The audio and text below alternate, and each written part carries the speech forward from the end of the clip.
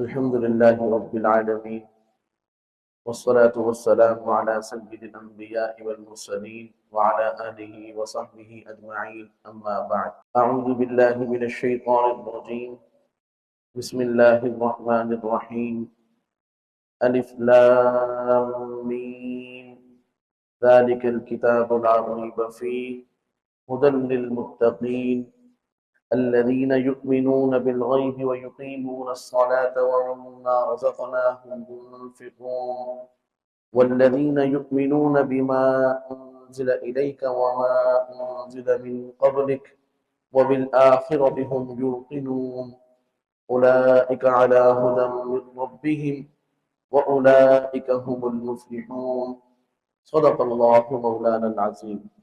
آج آپ کے سامنے سورۃ البقرہ کی چند آیات تلاوت کی گئی ہیں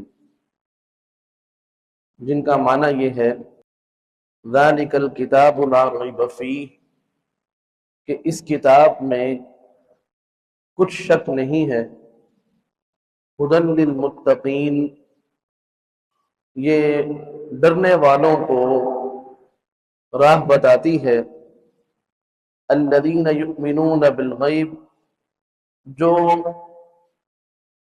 غیب کی چیزوں پر ایمان لاتے ہیں اور نماز قائم کرتے ہیں اور اللہ تعالیٰ کے دیے ہوئے رزق میں سے کچھ خرچ کرتے ہیں، اور وہ لوگ کہ جو ایمان لاتے ہیں اس پر کہ جو آپ کی طرف نازل ہوا، اور ایمان لاتے ہیں اس پر بھی کہ جو آپ سے پہلے نازل ہوا، وَبِالْآخِرَةِ هُمْ يُوقِنُونَ، اور وہ آخرت پر یقین رکھتے ہیں۔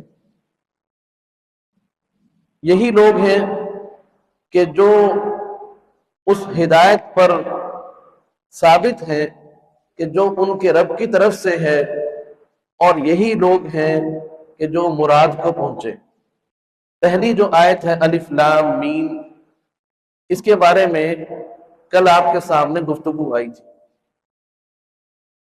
اور دوسری آیت کے ایک حصے سے متعلق آپ کے سامنے کل کے درس میں گفتگو ہوئی، ذالک الکتاب لا ریب فیہ۔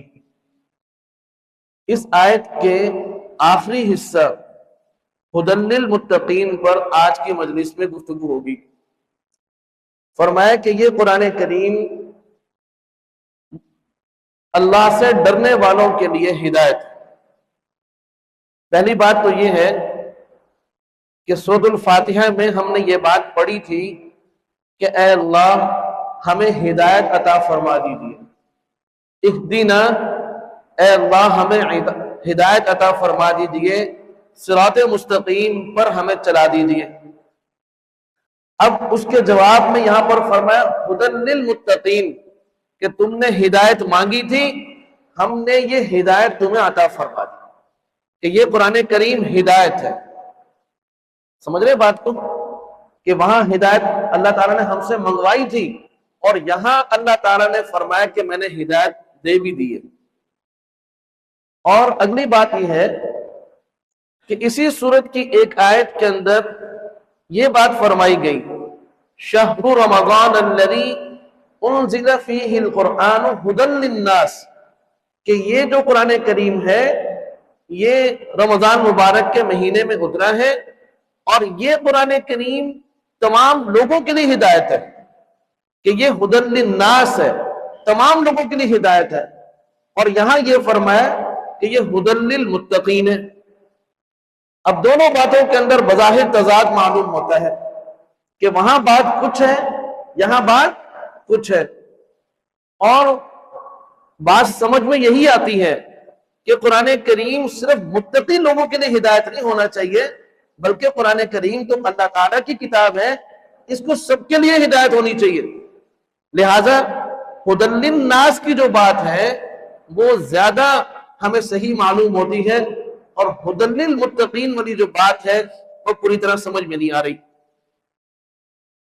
تو بھائی بات یہ ہے کہ قرآن کریم ھدی للناس ہی ہے، کہ اللہ تعالیٰ نے اس کتاب کو تمام انسانوں کے لیے نازل فرمایا ہے ہدایت بنا کر، کہ تمام انسان وہ اس قرآن کریم سے ہدایت حاصل کرے۔ لیکن فرمایا کہ اس قرآن کریم سے ہدایت ملے گی کس کو؟ وہ سب کو نہیں ملے گی، سب اس سے ہدایت حاصل نہیں کریں گے۔ کیوں؟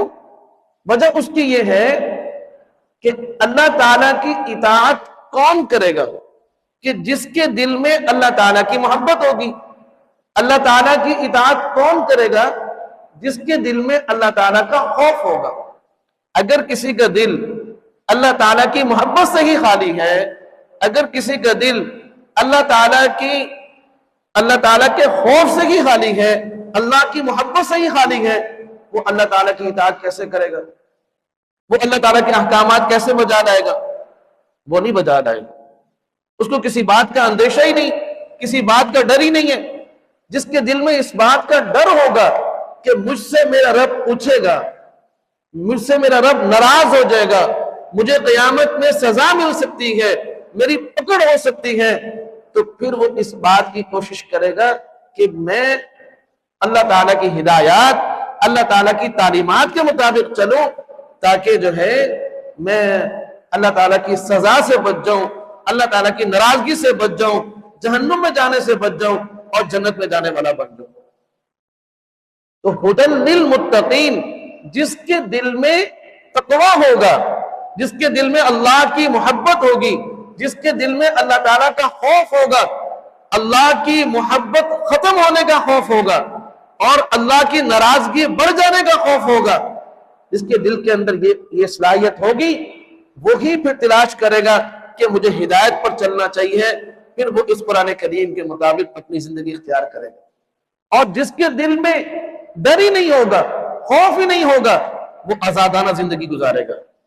تو قرآن کریم ہے تو ہدی للناس، یعنی وہ سب لوگوں کے لیے ہدایت ہے، لیکن قرآن کریم کی ہدایت سے فائدہ وہی اٹھائے گا کہ جس کے دل میں اللہ کا ڈر اور خوف ہوگا۔ اس لیے بنیادی بات کیا ہے کہ اللہ کا ڈر، اللہ کا خوف وہ اپنے اندر پیدا کرنا چاہیے۔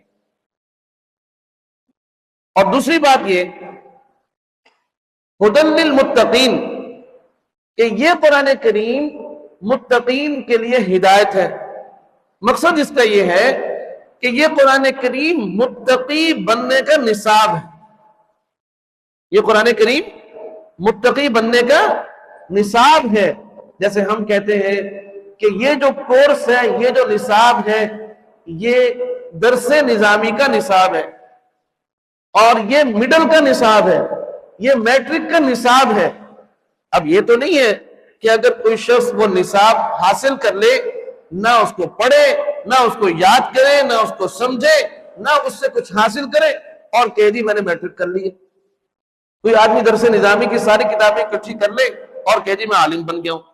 یہ بات سمجھ میں آتی ہے؟ تو یہاں اللہ تعالیٰ یہ بات ارشاد فرما رہے کہ یہ متقی بننے کا نصاب ہے قرآن کریم، ہدی للمتقین، کہ یہ متقی بننے کا نصاب ہے۔ تو اب جب متقی بننے کا نصاب ہے تو یہ نصاب ساری انسانیت کے لیے، اب کوئی تضاد نہیں، ہدی للناس، ہدی للمتقین دونوں برابر ہو گئے کہ یہ ہدی للناس بھی ہے، ہدی للمتقین بھی ہے، کہ سب لوگوں کے لیے ہے، اور جو اس نصاب کو پڑھتا چلا جائے گا تو وہ ہدایت پر آ جائے۔ تو قرآن کریم تمام انسانیت کے لیے ہدایت ہے، لیکن اس سے فائدہ وہی اٹھائیں گے کہ جن کے اندر اللہ کا ڈر اور اللہ کا خوف ہو۔ اس لیے اپنے دلوں میں اللہ کا خوف اور اللہ کی محبت دونوں کو ہمیشہ جگہ دینی چاہیے۔ نہ انسان اللہ کی محبت میں اس قدر جو ہے وہ اللہ کی محبت حاصل ہو اس کے دل میں، لیکن اللہ کی محبت کو سامنے رکھتے ہوئے کہیں ایسا نہ ہو کہ وہ اللہ سے بے خوف ہو جائے، یا اللہ کا خوف اس قدر اس کے دل میں غالب نہ ہو کہ وہ اللہ کی رحمت سے مایوس ہو جائے۔ تو دونوں چیزیں کہ اللہ کی محبت بھی انسان کے دل میں ہو اور اللہ کا خوف بھی انسان کے دل میں ہو، جب یہ دونوں چیزیں جمع ہوں گی تب انسان کو کامیابی ملے گی۔ اب جو متقی لوگ ہیں، متقی لوگ کن کو کہتے ہیں، ان کی صفات کیا ہیں، ان کی پہچان کیسے ہوگی؟ تو قرآن کریم کی اگلی آیات کے اندر متقی لوگوں کی صفات کا ذکر ہے کہ متقی لوگ کون ہیں۔ الذین یؤمنون بالغیب، کہ وہ لوگ کہ جو بن دیکھی چیزوں پر ایمان لائے۔ متقی لوگوں کا پہلا وصف، ان کی پہلی صفت یہ ہے کہ وہ ان چیزوں پر ایمان لاتے ہیں جو چیزیں مشاہدے میں نہیں ہیں، دکھائی نہیں دیتی، محسوس نہیں کی جا سکتی، نظر نہیں آتی، ان کا حواس خمسہ سے کوئی تعلق نہیں، نہ سننے سے کوئی تعلق، نہ سونگنے سے کوئی تعلق، نہ دیکھنے سے کوئی تعلق، نہ چھونے سے کوئی تعلق۔ بس ان پر صرف اس لیے ایمان لانا ہے کہ اللہ کے پیغمبروں نے ان کے بارے میں بتایا ہے کہ اللہ تعالیٰ کی طرف سے جو انبیاء علیہ السلام آئے ہیں، بس انہوں نے بتایا ہے کہ بھی ان باتوں پر یقین رکھو، ان پر ایمان لاؤ۔ تو فرمایا متقی لوگوں کی پہلی صفت یہ ہے کہ وہ ان چیزوں پر ایمان لاتے ہیں کہ جن چیزوں کو حواس خمسہ محسوس نہیں کر سکتے۔ اور وہ چیزیں کون سی ہیں؟ سب سے بڑی چیز، سب سے بڑی ذات وہ اللہ تعالیٰ کی ہے کہ اللہ تعالیٰ پر ایمان لانا۔ اب نہ اللہ تعالیٰ کی بات ہم براہ راست سن سکتے ہیں، نہ اللہ تعالیٰ کو ہم دیکھ سکتے ہیں، نہ اللہ تعالیٰ سے ہم براہ راست ہم کلام ہو سکتے ہیں، نہ اللہ تعالیٰ سے ہم مصافحہ کر سکتے ہیں، نہ براہ راست اللہ تعالیٰ کی مجلس میں بیٹھ سکتے ہیں۔ لیکن اللہ کے پیغمبروں نے بتایا، جناب رسول کریم صلی اللہ علیہ وسلم نے بتایا کہ اللہ ہے اور ان کی یہ صفات ہے، وہ خالق ہے، وہ مالک ہے، وہ رازق ہے، وہ خیر اور شر کا منبع ہے، سب کچھ اللہ ہے۔ تو ہم نے دیکھا سنا نہیں، لیکن اللہ کے پیغمبر صلی اللہ علیہ وسلم نے بتایا، تو ہمارا اللہ کی ذات پر ایمان ہے۔ اب متقی آدمی کی پہلی صفت یہی ہے کہ وہ بن دیکھی چیزوں پر ایمان لاتا ہے۔ اگر کوئی شخص کہے کہ جی میں نیکی کے مطابق زندگی گزاروں گا، ہدایت کے مطابق زندگی گزاروں گا، لیکن شرط یہ ہے کہ میں اللہ کو دیکھوں، اب وہ اللہ تعالیٰ کو دیکھ ہی نہیں سکتا، تو جب دیکھ نہیں سکتا تو ہدایت پر بھی نہیں آئے۔ اسی طرح دوسری بات یہ کہ وہ چیزیں کہ جو انبیاء علیہ السلام نے بتائی ہیں، لیکن ہم جو ہے وہ ان کو دیکھ نہیں سکتے، جیسے ملائکہ کو ہم نہیں دیکھ سکتے، جیسے جنت اور جہنم کو ہم نہیں دیکھ سکتے، جیسے قیامت کو قائم ہوتے ہوئے ہم نے اس دنیا کے اندر کوئی ایسی بات محسوس نہیں کی کہ ہمیں نظر آ جائے کہ قیامت قائم ہوگی۔ یہ ساری وہ چیزیں ہیں جس کی تفصیل جو ہے وہ دیگر آیات کے اندر آئے گی۔ یا صرف اتنا بتایا کہ بن دیکھی چیزوں کے اوپر ایمان لانا یہ پہلی چیز ہے۔ اگر یہ چیزیں صحیح نہیں ہوں گی تو کبھی بھی کوئی انسان جو ہے وہ ہدایت پر نہیں آ سکتا۔ تو پہلی بنیاد ہی یہ ہے الذین یؤمنون بالغیب۔ آج لوگ اس کے اوپر بحث کر رہے ہیں کہ جب اللہ ہمیں نظر ہی نہیں آتے، جب جنت اور جہنم کا ہمیں مشاہدہ ہی نہیں ہے، اور جب ملائکہ کو ہم نے دیکھا ہی نہیں ہے، تو بن دیکھی چیزوں کو ہم کیسے تسلیم کر لیں؟ بات یہ ہے کہ ساری ہدایت کا دار و مدار وہ اسی بات کے اوپر ہے، تو اسی کا نام ایمان ہے۔ اگر کوئی دیکھ کر ان چیزوں کو تسلیم کر لیتا ہے، جیسے فرعون نے دیکھ لیا تو اس نے کیا کہا کہ میں موسیٰ کے رب پر ایمان لاتا ہوں، لیکن اس وقت اس کا ایمان قبول نہیں ہے۔ ایمان قبول ہی تب ہوتا ہے کہ جب بغیر مشاہدے کے تسلیم کیا جائے، بغیر مشاہدے کے ایمان لایا جائے۔ تو الذین یؤمنون بالغیب اور ویقیمون الصلاۃ۔ اب یہاں پر لفظ تو چھوٹا سا بولا گیا، توجہ سے سنیے گا۔ الذین یؤمنون بالغیب، کہ جو غیب پر ایمان لاتے ہیں، لیکن اگر اس جملے کی آپ صحیح وضاحت چاہیں تو وہ یہ ہے کہ ان کے عقائد درست ہوتے ہیں۔ متقی لوگ کون ہیں؟ کہ جن کے عقائد صحیح ہوں۔ لفظ ایک بولا لیکن اس کے اندر تمام کے تمام عقائد آگے۔ اگر کوئی آدمی نمازیں پڑھنے میں، صدقہ خیرات کرنے میں بہت اچھا ہے، لیکن اس کے عقائد درست نہیں ہے، تو آپ اس کو متقی نہیں کہہ سکتے۔ متقی کا پہلا وصف بھی یہ ہے کہ اس کے عقائد درست ہوں۔ اور وَيُقِيمُونَ الصَّلَاةَ نماز کو قائم کرتے ہیں. نماز کو ادا کرنے کا نہیں فرمایا بلکہ فرمایا کہ وہ قیام صلاۃ کرتے ہیں. قیام صلاۃ کیا ہے؟ کہ مردوں کے اوپر جماعت کے ساتھ نماز پڑھنا یہ واجب ہے. تو فرمایا کہ جو مرد ہیں وہ جماعت کے ساتھ نماز پڑھنے کا اہتمام کرتے ہیں، بلا عذر جماعت کو ترک نہیں کرتے، نمازوں میں سستی نہیں کرتے، خشوع خضوع کا خیال کرتے ہیں، ارکان کا خیال کرتے ہیں، اور اس کے اندر اپنی نیت کا خیال کرتے ہیں. اور جو عورتیں ہیں وہ گھروں میں اول وقت کے اندر نماز پڑھنے کا اہتمام کریں، سنتوں کا اہتمام کریں، نوافل کا اہتمام کریں. یہ ہے اقامت صلاۃ. ایک ہے ادائے صلاۃ، ایک ہے اقامت صلاۃ.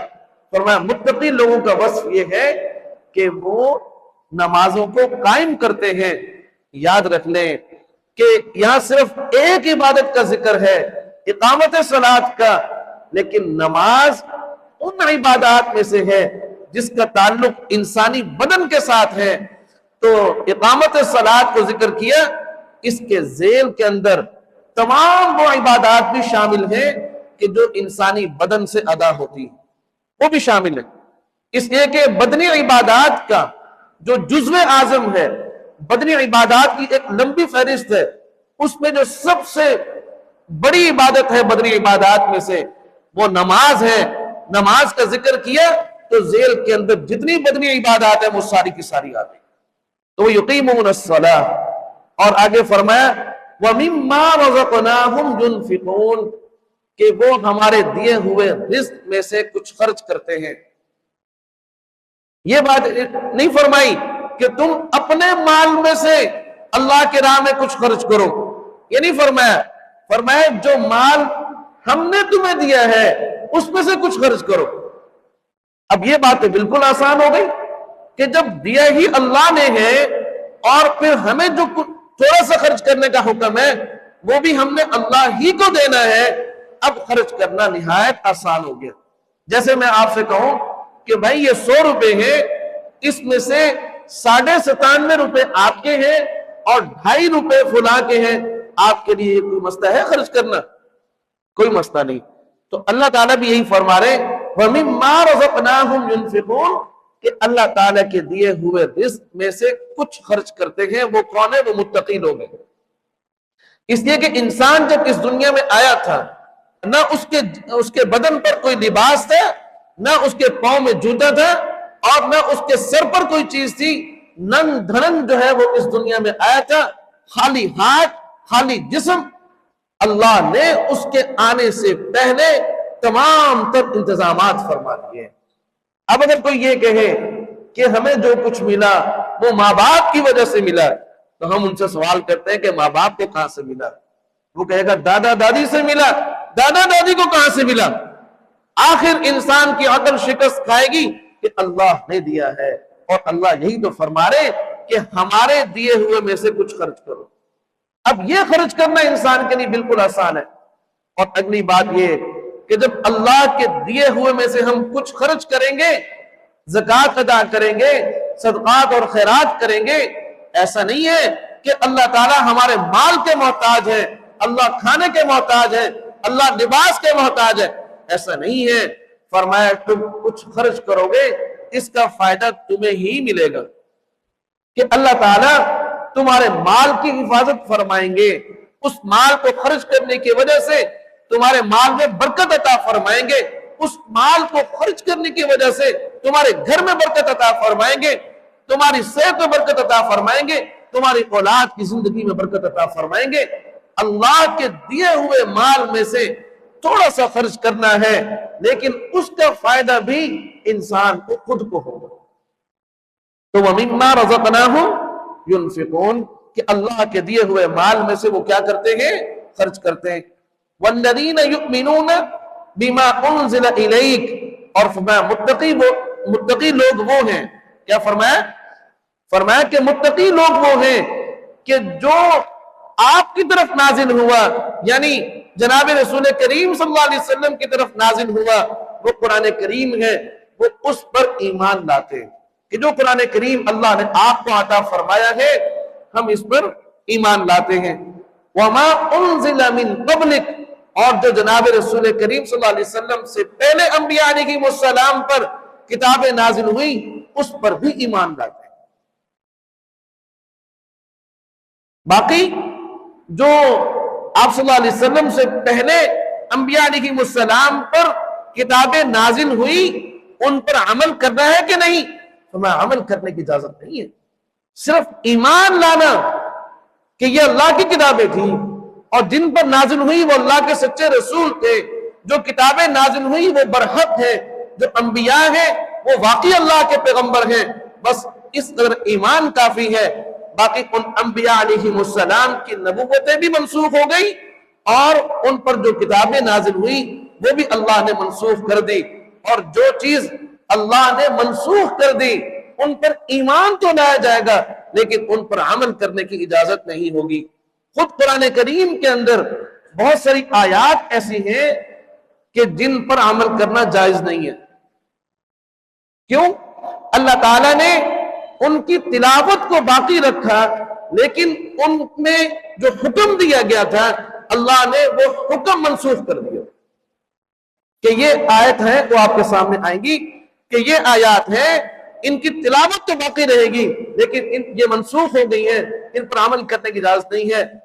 تو سابقہ کتب بھی اللہ نے منسوخ کی اور اس کتاب کے اندر بھی بعض آیات اللہ نے منسوخ کر دی، لہذا منسوخ شدہ جو آیات ہیں کتب ہیں ان پر عمل کرنا جائز نہیں ہے۔ ہاں ایمان سب پر لایا جائے گا کہ یہ باقی اللہ کی کتابیں تھی اور جن پر نازل ہوئی وہ باقی اللہ کے پیغمبر تھے۔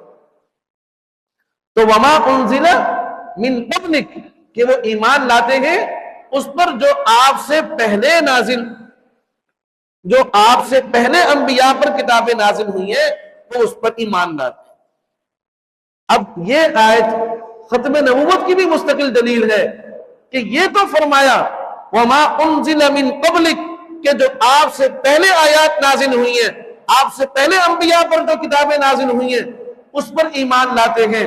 یہ نہیں فرمایا وما انزل من بعدک کہ جو آپ کے بعد کوئی پیغمبر آئے گا اور اس پر جو کتاب نازل ہوگی تو متقی لوگ وہ ہیں کہ وہ بعد والی کتاب پر بھی ایمان لاتے۔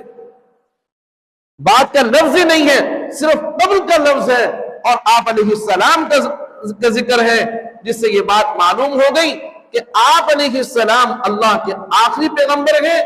آپ سے پہلے تو پیغمبر آئے تھے لیکن آپ کے بعد کوئی نبی نہیں آئے۔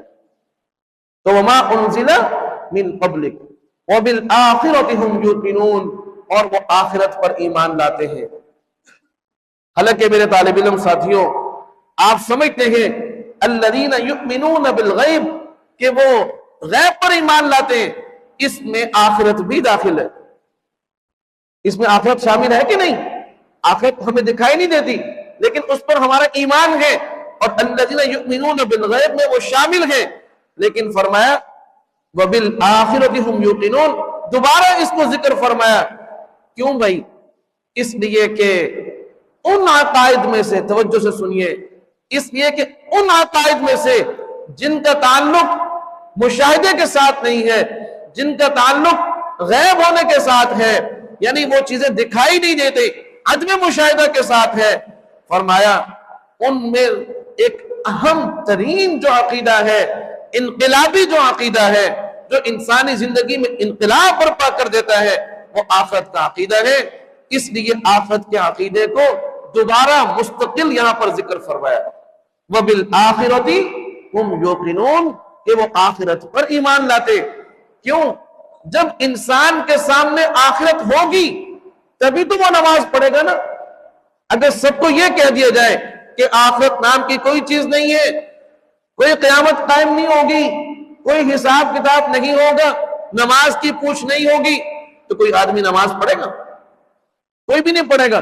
اگر یہ بات طے ہو جائے کہ آخرت میں کوئی حساب کتاب نہیں ہوگا، تم جیسے جاؤ کسی کا حق کھاتے پھرو، لیکن معلوم ہے کہ بھی آخرت میں مجھے ایک پائی کا حساب دینا ہے، مجھے نماز کا حساب دینا ہے، میرے قول کا بھی وزن ہوگا، میرے عمل کا بھی وزن ہوگا۔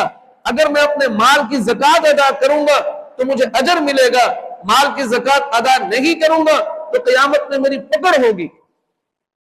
یہ آخرت کا عقیدہ ہی انسان کو متقی بناتا ہے، انسان کو ایمان والا بناتا ہے، انسان کو نیک بناتا ہے اور انسان کو گناہوں سے بچاتا ہے۔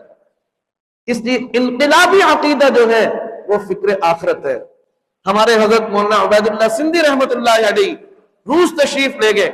اب روس ایسا ملک ہے جو دہریہ ہے کہ وہ اللہ تعالیٰ کو نہیں مانتے، اللہ کی کتابوں کو نہیں مانتے۔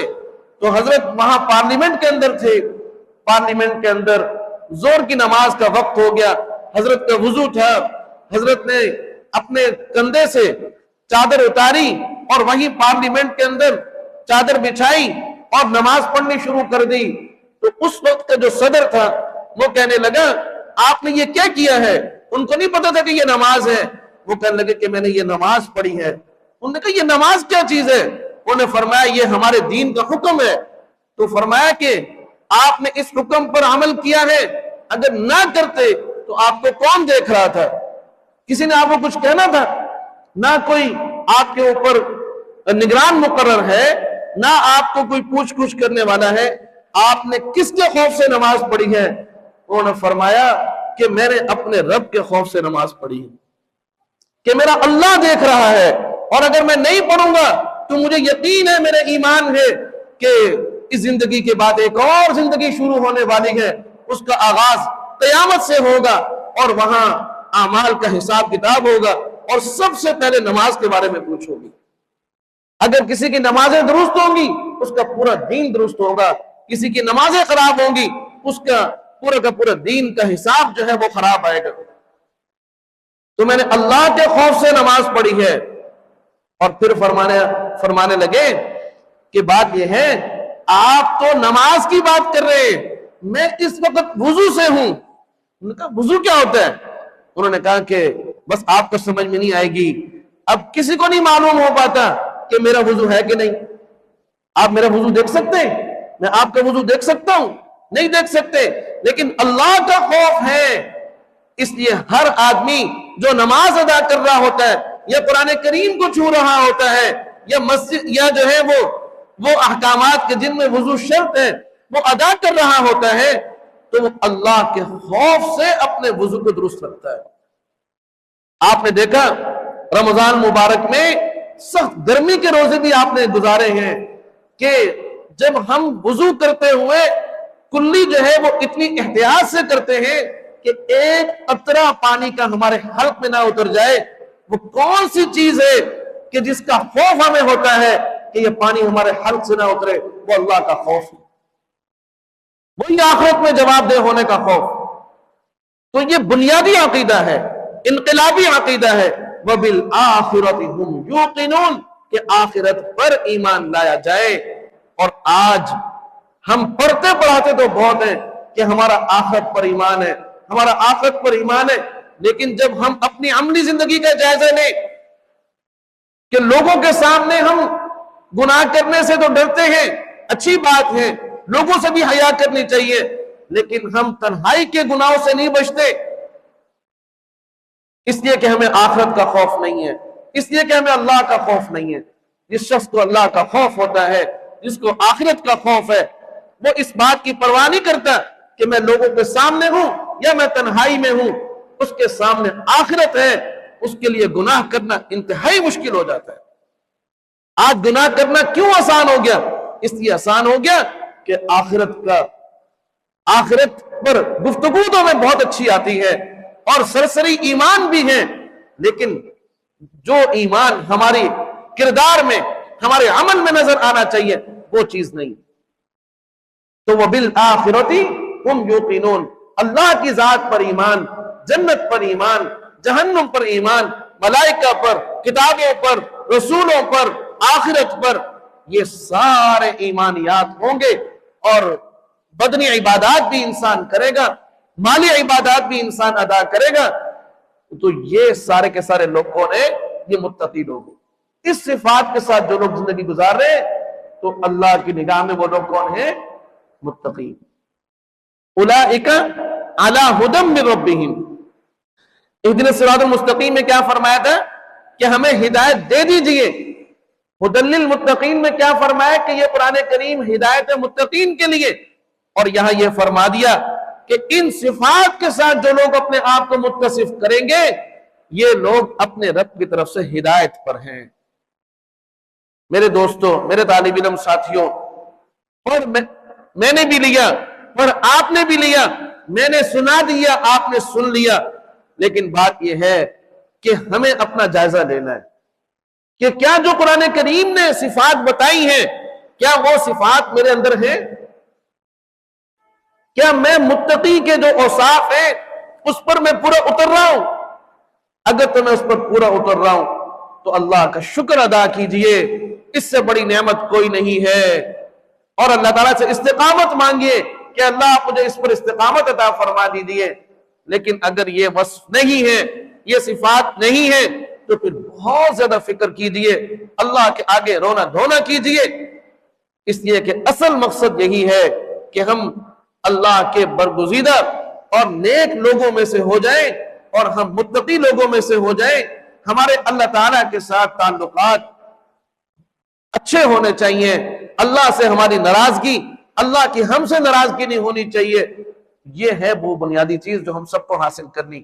وَأُولَئِكَ هُمُ الْمُفْلِحُونَ، فرمایا جن کو یہ چیزیں مل گئی وہی بامراد لوگ ہیں، وہی کامیاب لوگ ہیں۔ آج دنیا میں کامیاب اس کو سمجھا جاتا ہے کہ جی ماشاءاللہ کاروبار بہت اچھا سیٹ ہو گیا، مکان بہت اچھا بن گیا، سواری بہت اچھی مل گئی، اور بیوی بچے ماشاءاللہ ہو گئے، بس جی ماشاءاللہ جی بڑی کامیاب زندگی گزار رہا ہے۔ یہ ساری اللہ کی نعمتیں ہیں، لیکن حقیقت یہ ہے اصل کامیابی دینی کامیابی ہے، اصل کامیابی اخروی کامیابی ہے۔ اللہ تعالی ہم سب کو ہدایت نصیب فرمائے، اور جو متقین کی صفات ہیں اللہ تعالیٰ وہ ہم سب کو نصیب فرمائے۔ وآخر دعوانا الحمدللہ رب العالمین۔